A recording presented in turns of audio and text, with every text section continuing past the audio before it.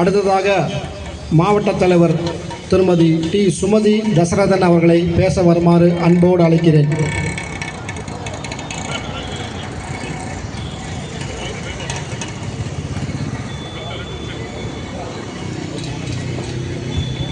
அனைவருக்கும் வணக்கம்.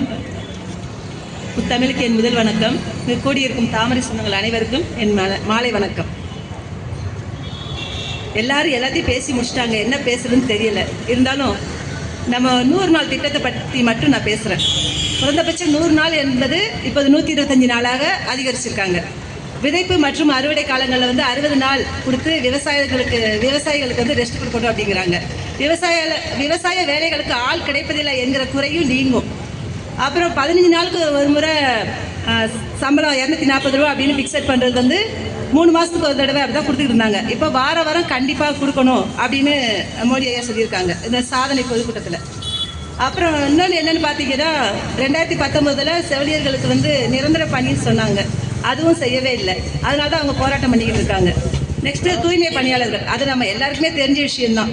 எல்லாருமே போராடிக்கிட்டு இருக்காங்க, அழுதுட்டு இருக்காங்க. அப்படின்னா அவங்களுக்கும் ஊதியமும் கொடுக்கல, பணியும் நிரந்தரம் பண்ணல. அவங்களுக்கு கொடுக்கறதுக்கு பணம் இல்லை. ஆனால் கட்சி இல்லைங்கிறதுக்கு அவங்களுக்கு கட்சிக்கு பணம் இருக்குது.